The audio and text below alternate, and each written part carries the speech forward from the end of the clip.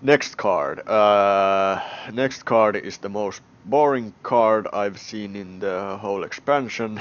Stubborn Gastropod, 2 mana, 1/2 taunt with poisonous, and it's a beast. I don't even want to talk about this. This is a filler card. Boring. Yeah, we added some more poisonous minions to the game. Woohoo! But still, come on. It's a filler card. Won't see play ever. Never. It it won't be there to counter Swamp King Dread. Never. If you include this in your deck to counter Swamp King Dread, you should feel bad and remove it from your deck. So 0 out of 5 boring card compared to the other cards that they've created this expansion. They're all been so flavorful, but this is just let's move on.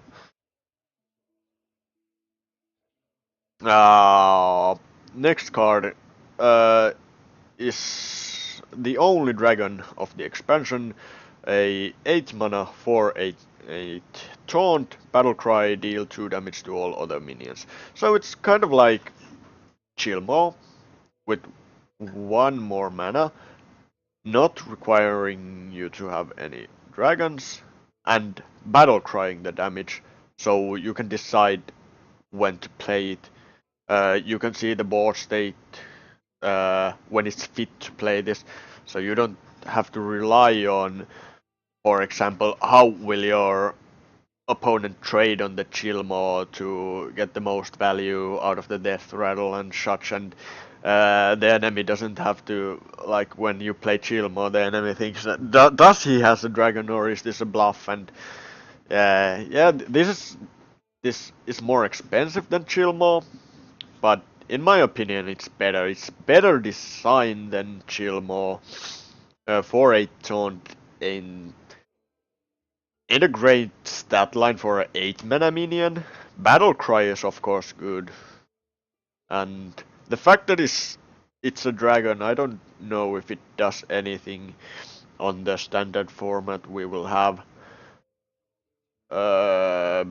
Cause so many Dragon Synergy cards are rotating out, but it's a pretty damn good card in Wild. Uh, I'd rate it 3.5 out of 5. It's a good card, maybe a bit expensive. If Dragon Priest is going to be a thing, which I don't think it will be, this will be included. Well, it's a good design again. Good design for a card. I like it. 3 out of 5. Say that Threshodon. So, say that Threshodon is a 7 mana 5/7 beast with summon Death Rattle, summon 3 1/1 Murlocs. So this is again a filler card. Won't see any competitive play. Uh, it's just a plain arena card. And you will play this in arena. You will pick it most of the times if you really need a value late game drop. It's a better version of what's the Jormungar card, in my opinion. Yeah, boring card. 1 out of 5. Just an arena common. Next card. So this card is a warrior.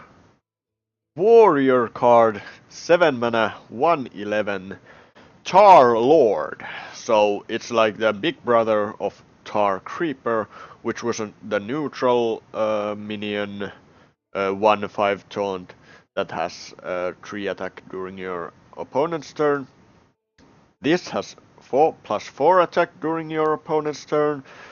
Uh, So it becomes 5-11 during your opponent's turn. So what does this remind you of? Ancient of War. It's an Ancient of War with +1 health, only designed for defensive plays.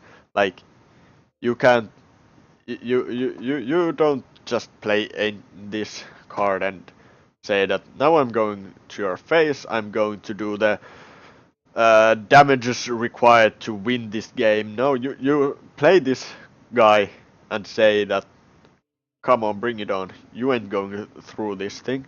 But yeah, this is a good defensive play. I like this mechanic that it has attack during your opponent's turn.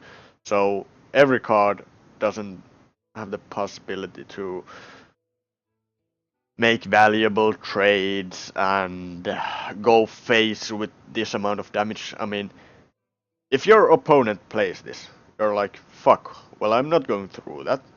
But you could also be that, nah, I don't need to go through that. I could just build up my board. It does 1 damage to my face. What do I care? It doesn't trade with my minions. You could just halt the game for a while and start playing the board as you see fit, like build up a powerful turn, and when you're ready, go through this thing, like remove it with a spell or something. Because the 1 damage to your face or to your minions that this card does is kind of irrelevant. But yeah, I'd rate this card 3 out of 5. It's a good card for sure. Will it be played in the warrior deck that wants to complete the quest? Maybe. Maybe it's a bit too costly. It will be played if the deck is running a slower version. But if the deck is going for the tempo style of play to get the quest completed fast and playing tempo minions and then trying to win the hero power with those well-statted minions and the hero power, then this is not going to be played in that deck. But yeah, if the warrior just goes full control, then sure, this card will be played. It's a good card. And then the next card is Stampede, 1 mana hunter spell.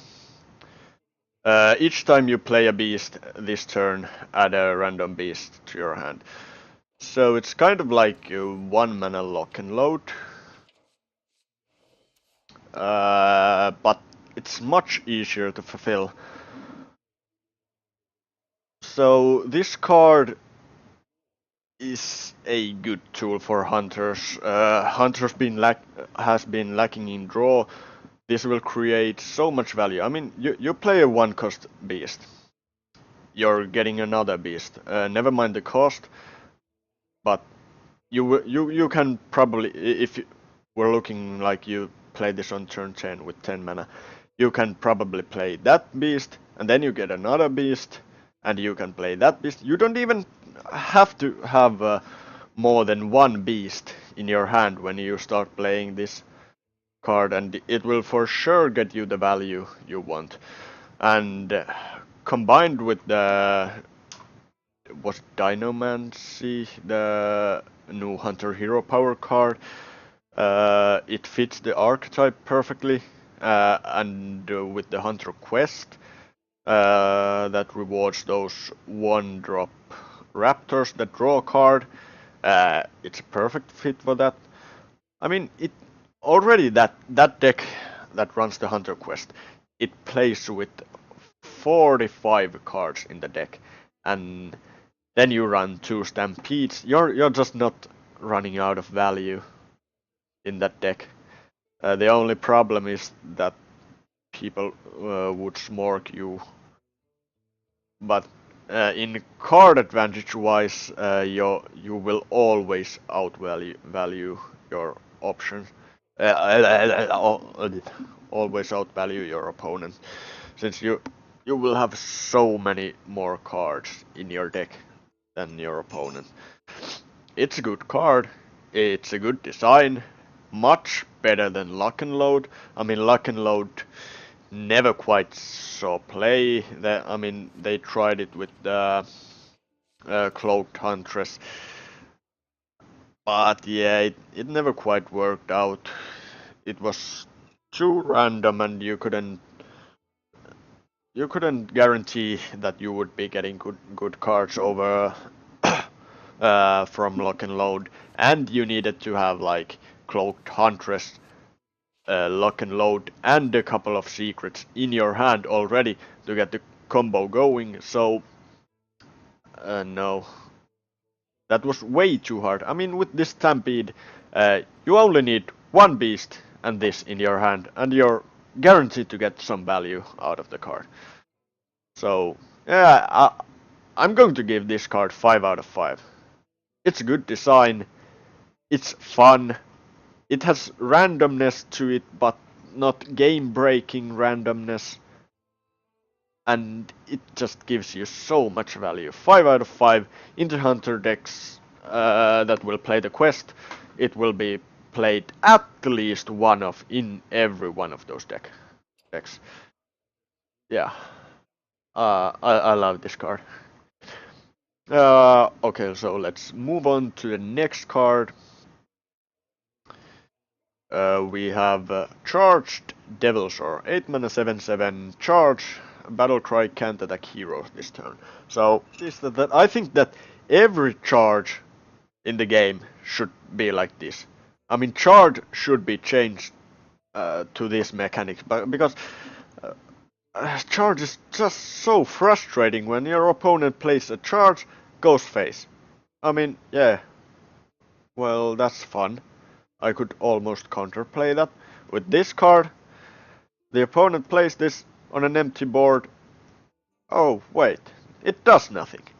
So he needs to play it to trade up. Or he could play it to an empty board as a 8 mana 7/7, not so value. 8 mana 7/7 is not a good stat for an 8 mana minion. With charge, it would be good 6 stats, like King Crush is a 9 mana 8/8. But yeah, this is worse than King Crush,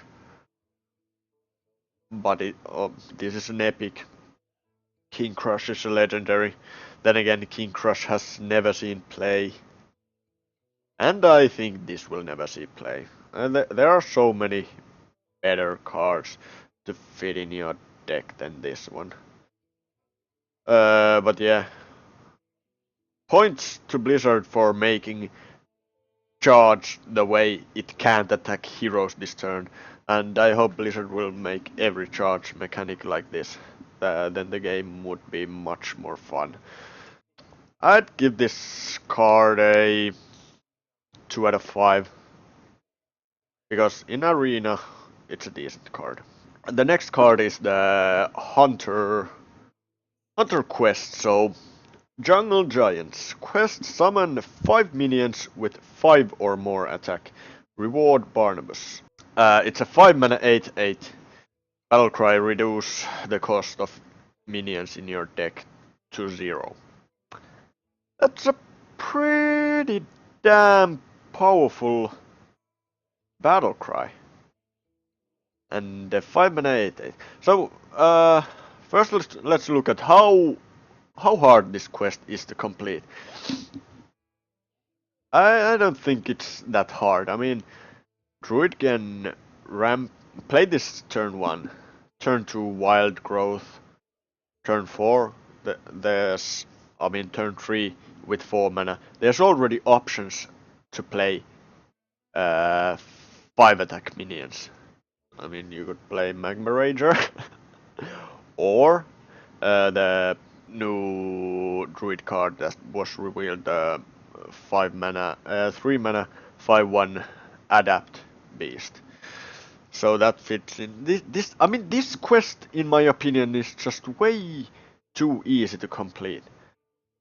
I don't know if I'm not seeing something correctly, but this is just way too easy to complete. Will this fit in a Jade deck? is the problem I have with this. If this fits in a Jade deck, I mean, it's a summon, it's not play. It's a summon, so you summon a 5/5 Jade, you get completion towards this. So maybe you will even play this in a Jade deck. Then you include Gadgets and Auctioneers in your deck, and you can just play Gadgets and Auctioneer after you completed the deck, shuffle Jade Idols to your deck endlessly, have an endless late game. I mean, Druid already has a huge late game. Why give them this? The quest is so easy to complete, and the effect is so damn strong. I mean, Druid is going to keep being the best late game class, even without playing Jades. Yeah, we're giving also the tools to stop aggro, so aggro will be much worse. So there's no one that is going to punish Druid for playing this Jungle Giants deck. It's going to be a greedy deck, but well, maybe some tempo decks will manage to do that and punish Druid for trying to be greedy.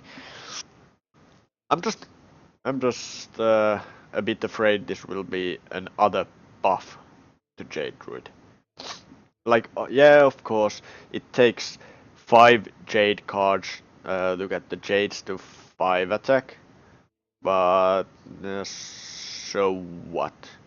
You can still play those, like you do now, play those shitty Jade cards for tempo, or you could be without playing those Jade cards and play only like Jade Behemoths and Jade Idols and maybe Jade Blossom to ramp up and play other like 5 attack minions. And again, you have endless late game with the Jade Idols, and I mean, I just hate Jade Idols.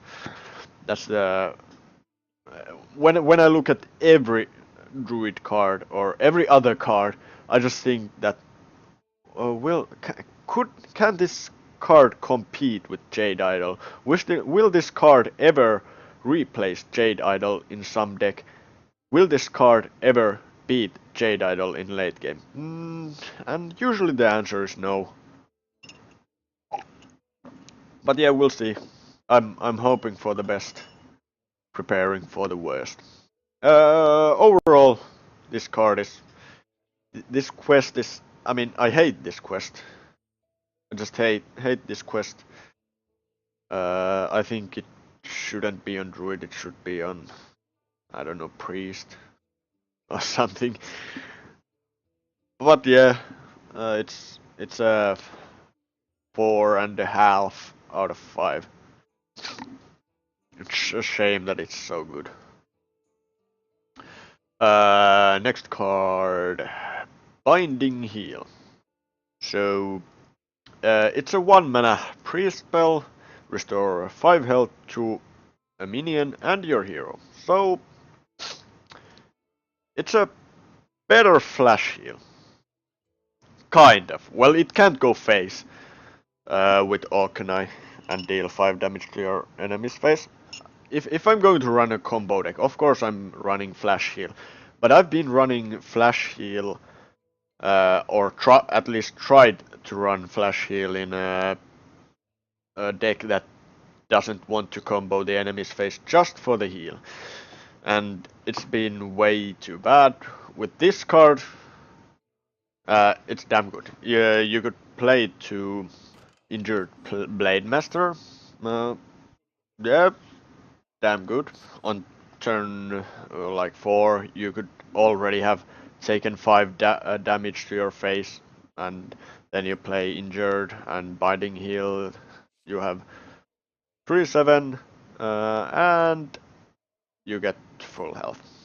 So that's pretty good. And otherwise, I mean, Priest has so much synergies with the heal mechanic. This is a good card. I like it.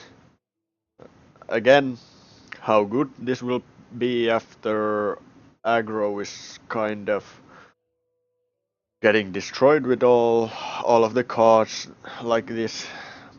I don't know. If aggro doesn't exist, which I think it will, because every expansion everyone says that now aggro will die and blah blah blah, and it still keeps on coming back. So at least on some level there will be aggressive decks. It's only that we have the tools. We do have the tools to defeat aggro. It's only that if people try to go too greedy on their deck building, aggro will rise again, and then the meta will shift. And maybe that's good thing about Hearthstone if the meta shifts. But yeah, this card is 4 out of 5. I like it. Next card, Elder Longneck. So this is the druid card that synergizes with the quest. Pretty damn good. So it's a 3 mana 5/1 Magma Rager. Battlecry: if you're holding a minion with 5 or more attack, adapt. So in the quest deck that is trying to do the 5 attack thing completed, this will be pretty easy to fulfill. But then again, how powerful is the adapt? Magma Rager with Divine Shield. Or you could make this a 3 mana 5/4, or you could make this a Shadow Rager. But well, of course this is advancing your quest, so it's good in that way. But I wouldn't want to play this in the deck. Maybe if I'm playing just pure Beast Druid, because most of the beasts that they introduced to Druid and the Adapt beasts overall that they introduced are over 5 attacks. So you could be playing Druid deck with those beasts and the quest. That could be good. That could be the best version of the quest deck. And then you would want to run this. But in other cases, if you want to go full late game Druid, you don't want to run this, I think. So yeah, a 2.5 out of 5. When you get that up, it could be just overpowering. Then again, it could be just bad, like you get the Wind Fury taunt and can't be targeted with spells. Well, that's already decent. Well, what else would be bad? Wind Fury taunt and the attack buff, and this card is just horrible. Sometimes it happens with the adapt that you get just so shitty options that a good card, a card that you would think is good, turns into a bad card.